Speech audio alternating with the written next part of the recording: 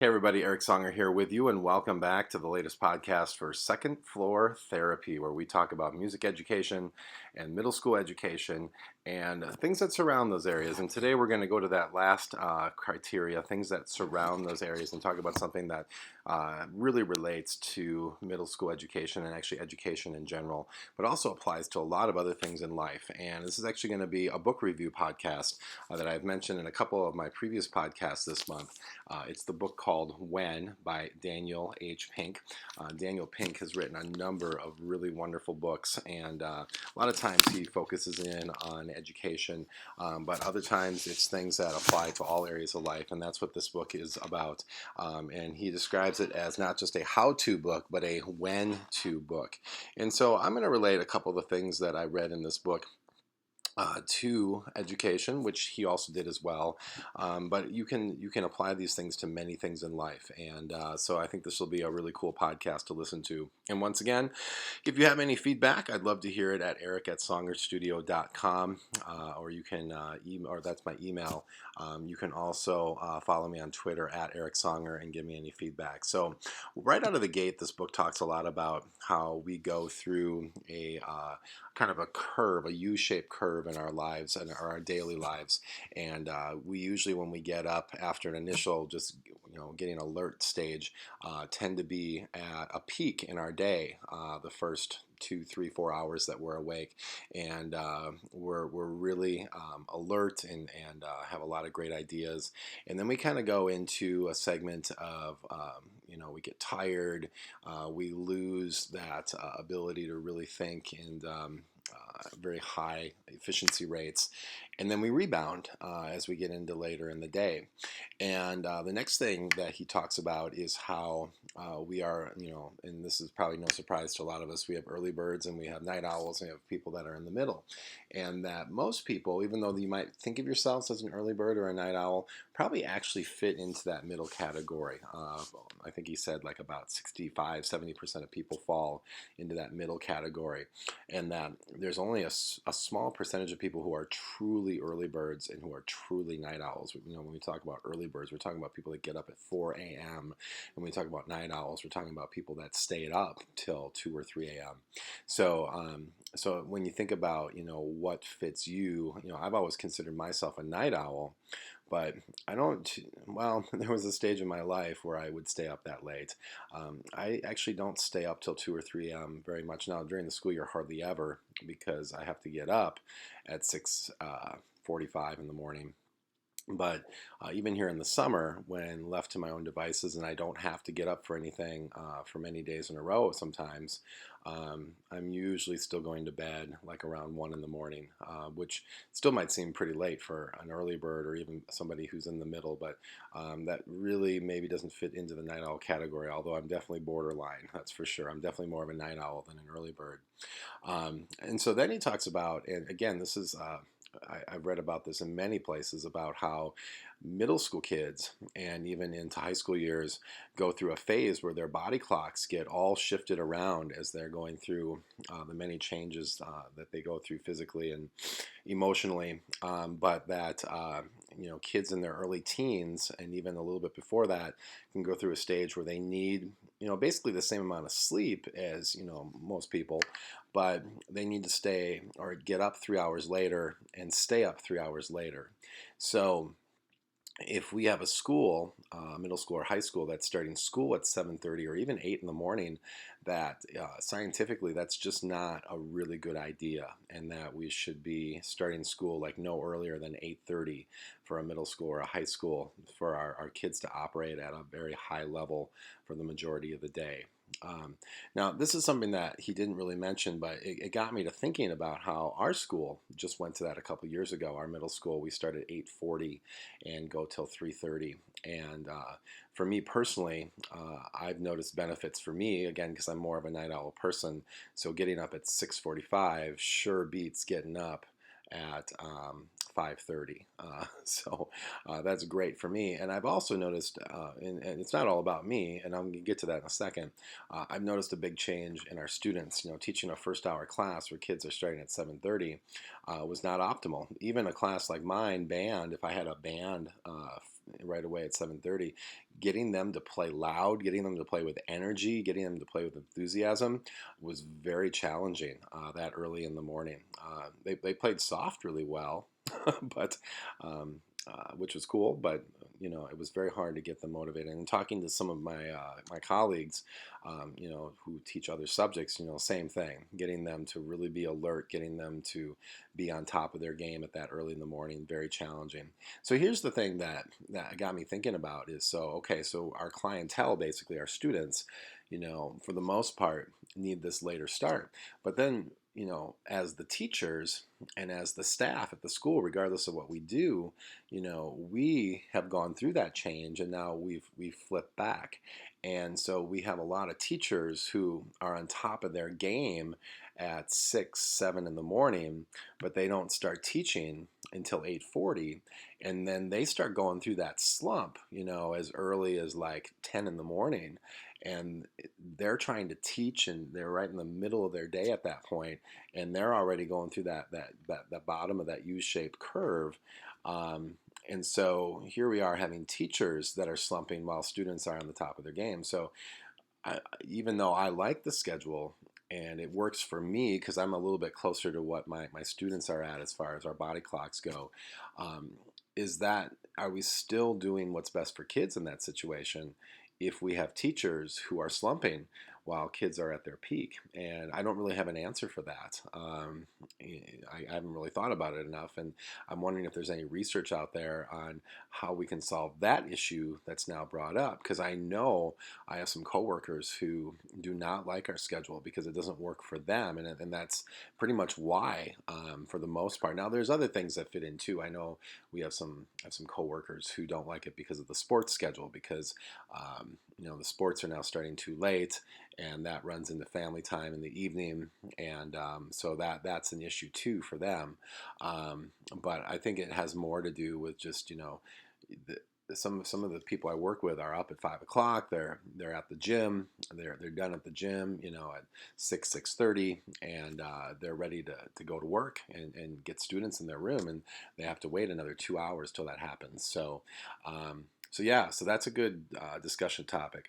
So anyway, that it was a great way to start the book, and he has a lot of other great things to say about people who get up early, people who stay up late, and how the world revolves around that, and how we should set up our schedule. Like if you have control over your schedule, if you can try to do the things that require the most in-depth thought and meeting with other people during those peak hours, and then do more of your mundane work tasks when you fall into the bottom of that U-shaped curve. So of course we don't all have control of that. In fact, I know very few people who do, but I think about my own schedule at school. If I have two planning hours, and if I have one that's a little bit earlier on in the day and then one maybe at the end of the school day, I should probably do the stuff that involves the most in-depth thought in that first planning period when I'm still more on top. And then if I have like a planning period, say at like 2:30 at the end of the day, maybe that's for the more mundane task, where if I have to go make some copies, or I have to sort some music, some stuff that doesn't require as much intellectually, creatively in my head to do. So I like that. That was good food for thought. Um, so some other things that he talks about later on in the book was reawakening our motivation. And he had 5 points that I really liked. And I'm going to read these off and just say a couple things. So um, if you're lacking motivation, if you're struggling with too many things on your list to do, you don't know where to start. So number one, set interim goals. And a lot of these things that I'm going to read off this list, I relate a lot to weight loss, which is something that I've been uh, trying to do over the last couple years, and had a variety of success and failures with. Um, but anyway, first thing is set interim goals. So, I think about when I was losing weight and I wanted to lose about 30 pounds. I first of all thought to myself, well, let's just lose these first, five. just start with 5. Let's get down 5 pounds, and let's see if we can make that work. And then if I can find some success doing that, then I know, hey, this is working. Now let's see if we can get it up to 10. And so I like that. Number 2 was publicly commit to your goals. And that was another thing that I did with weight loss, where I publicly posted it on my social media, not to brag necessarily, and it wasn't even necessarily to help other people with it, although I think that was kind of a side thought that, hey, if I can do this, if you're struggling with it too, you can do it. But it was more to hold myself accountable. And maybe there's a better way to do it than put it on social media. Maybe you just share it with a few of your close friends or family members, just to have somebody know that, hey, you're trying this. And if you're not doing it, they can be like, hey, I see you're not losing that weight anymore or whatever. And you're not offended by that. You're like, yeah, thanks for holding me accountable. Number 3, stop your sentence halfway through. I'm going to skip to the next one here. Number 4, don't break the chain. The thing I like about that one is if you are on a roll, don't stop. Because if you stop, it's very hard to get back on again. And I know that for a fact with weight loss. When I did try to lose 30 pounds, I did. And then I kind of stopped and I put some back on. And then trying to get back into it is not always easy. So I was trying to make it just a mind shift and a new lifestyle. And the last one is picture one person your work will help. That can be very beneficial. And again, when I was doing the weight loss, I was thinking about other people that want to do the same thing, and maybe what I'm doing can help motivate them. And I know it did, actually. I had a couple friends who did it as well, and we did it together. So anyway, those are some things that can reawaken motivation. The next thing, which is kind of related, is he gives 5 things to do when you're in a slump. And a couple of these things I really believe in, and a couple of these things I'm kind of like this first one, I have to give some thought to. He brought up, write out 25 goals that you have. He actually said this, he got this from Warren Buffett. And he said that then of those 25 goals, find the 5 that are the most important to you, and then cross out the other 20 and just get them out of your thought, out of mind. Don't even give them any thought. Focus on those 5. Because he said one issue that we have is we have too many goals and we don't have enough time to achieve those goals. Now, in some ways, I agree with that because I'm that way. I want to become a great performer as a musician. I want to be a great educator.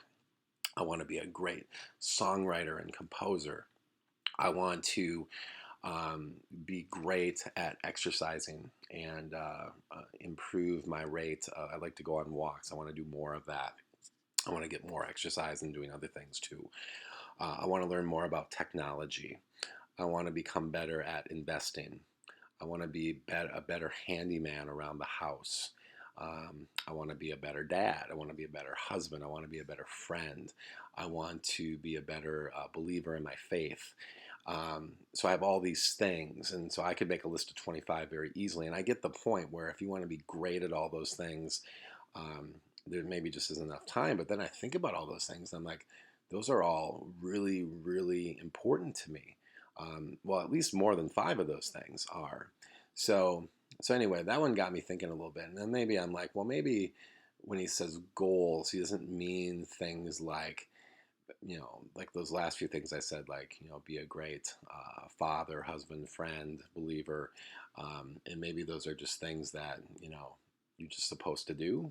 I mean, of course they are. But yeah, you can kind of see where I'm going at with that one. So that one got me thinking. Number 2 was develop mid-career mentoring within your organization. And I thought this was something that our district actually does a good job, our school district does, where, yeah, when you have somebody new on the job, you have a mentor for them and you're helping them through. But what about when you're in the 10th year of your job? And don't you still need some mentorship on how to get better? And our district has these learning coaches where there's a teacher that takes 3 years out of teaching and goes around and observes other teachers and helps them get better at what they do. And I think that to an extent is a cool thing if it's done right. For me personally, my best way of doing that is to go to conferences and network with other people, and that works really well. So I get that. I think sometimes our career paths can kind of follow a U shape. We start out really strong, we have a lot of great ideas, and then we can kind of slump in the middle of our career, and then maybe come back up as we see retirement, on the horizon. Number three, mentally subtract positive events. In other words, chance happenings that lead to the most incredible events in your life. Sometimes we think, okay, we have to do this, this, and this, and this, and this, and that will lead to achieving our goals. And other times, it's just chance happenings. He brings up things like meeting your spouse. He brings up things like landing a job. Sometimes it's just chance how that happens. I think as a musician, sometimes obviously we work really hard as musicians, and we practice a lot, we play lots of gigs, but sometimes it's a who you know thing, and you just stumble upon somebody and they offer you a really cool gig, and all of a sudden that leads to something else. It's not like you worked your way up the ladder in a corporation or something like that. It's a little bit different. So I thought that was interesting, just to be like, hey, just keep doing what you're doing. Work hard at what you do, and sometimes it's just chance, and those things will happen. And I think we all come about things that are positive and negative chance in our lives. So, number four, write yourself a few paragraphs of self-compassion. And um, I guess when I brought this up with my wife, I think we thought of something better than self-compassion, but just encouragement. And I think a lot of times we're so good at encouraging others, but are we good at encouraging ourselves? So, when I see a student that's improving at their instrument, I will let them know and say, hey, I really think this is great. You're practicing a couple times a week. You're practicing in the right way. I'm hearing improvement now because of that. Maybe we need to do that for ourselves and say, hey, you know what? I see you losing that weight. You've lost 2 pounds. You're off to a great start. You had a bad day in there, a dietary day. You can get back on this and kind of pump up yourself a little bit. Sounds a little cheesy, but I think it's cool. And then the last thing was wait. Sometimes when you're in a slump, you need to wait it out, and maybe it's just you need a chance happening to occur. You need a certain period. I think as a teacher, sometimes the winter months can be hard, and you can get into a slump because of the weather being cold.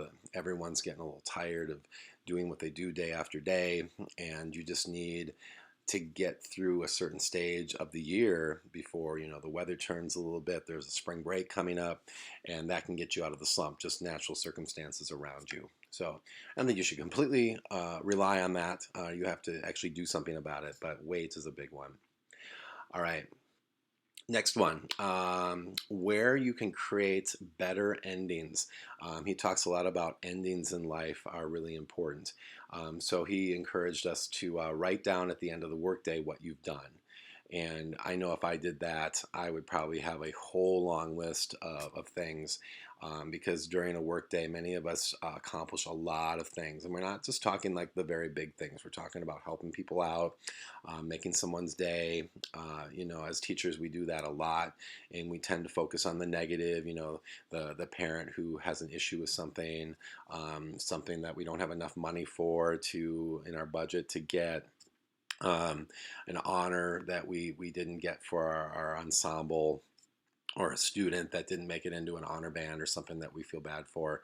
So, we tend to focus on that, at least I do, instead of focusing on all the great things that happen during the day. And so I think that's a great thing. Number two, semester or school year reflection and goals. I was just thinking about this the other day, that at the end of this particular school year, which was crazy on so many fronts, I had just a couple days off where it was going to a lot of grad parties. And then there was a concert we were going to, and I had a rehearsal for something, and the first day of our summer classes. And then I was off to New York for a conference and for a family trip. and that was a week long. And then I came back from that and had a couple more days, full days of lessons and summer classes. And before I knew it, we were already into the June 20s something. The school year was over 2 weeks, or the summer was already 2 weeks in. School year had ended over 2 weeks ago, and I didn't get a proper reflection. And then still, here we are at the end of July, and I still haven't done a proper reflection. And when I say reflection, I mean just sitting down and really thinking about what happened the last school year. And I feel like before I can really think about this next school year, I need to do that. And I really shouldn't have waited this long at this point, because now it's almost 2 months ago, and some of those thoughts that I had start fading. Now, fortunately, I have some colleagues that I can get together with and talk to and think back to last year, and we can remember stuff together and make some smart decisions. But I think having a couple points of the year, so as a teacher, it's really easy. I mean, those points can be the end of semesters, end of the school years. I think as other professions too, you usually have some points in the year where you're kind of like, this is kind of an ending point to a lot of things I'm doing, and here's a starting point. And if you don't have that, you just find that. And as students, obviously, you do that too. End of the semester, end of the school year, and reflecting is good. Um, Third thing, last day of vacations. If you this, I found this interesting. Somebody who goes to Disney a lot. If you can make the last day of your vacation a really fun day. Now, usually vacations are all great days, but really make the last one be the best, or try to make it the best. That can really go a long way to refreshing you for the next, several weeks after that vacation, because you remember back to that last day. And it's funny because when I read that, I'm like, oh, if you make the last day the best, and you really don't want to come back to reality. But I get it. I get it. I've been on vacations where that last day has been just phenomenal, and you just have those memories of that last day, and you think back to that, and you're like, that was so cool. So I remember our Colorado trip, our last day. We went up into the mountains and climbed the mountains, and that was so cool. It was my favorite day of that trip. So. And then the last thing, for an end of the experience treat. And as a teacher, I think of just teaching a class, the end of the class. And for the last several years, I've ended class by showing a YouTube video. And usually the YouTube video is fun, and sometimes it's funny. And I think kids really appreciate ending the class like that. They walk out of the class, even if they didn't have a good rehearsal, or we didn't have a good rehearsal as a band as a whole, they remember that video at the end being entertaining, sometimes funny, sometimes motivational, and that's what they take away with them. So if we can end whatever our work day, our vacations, our classes, our nights out to a movie or to a show, whatever we're doing, if we can end it on a really upbeat, positive, I think that's a big deal. So, all right, so cool. So there were so many. I have many more things on my list that I didn't get to, but hey, this book, When, is awesome. Again, I'd strongly recommend it. Check it out. It's a very quick read, and anything by Daniel Pink is terrific, so I would suggest doing that. And again, if you have any feedback, let me know. I always enjoy doing a book review sometimes on these second floor therapies. I have a whole nother month of these coming up, so if you enjoy them, let me know. I know they're not very formal. They don't have a lot of music tied in. They're video podcasts. I'm just sitting here, so I would love to do more with it, but if I tried to do more with it, I probably wouldn't do it, because I'd be editing, and I'd just be like, I don't have time for this. So anyway, but one thing I'm hoping to maybe do is keep these going during the school year, instead of doing my What's Happening in the CMSW BAM program, which is what I've been doing the last couple years. But we'll see. Well, that's one thing I need to think about as I reflect upon last year, right? So thanks for watching, everybody. Again, it's Eric at songerstudio.com if you have any comments. Have a great day.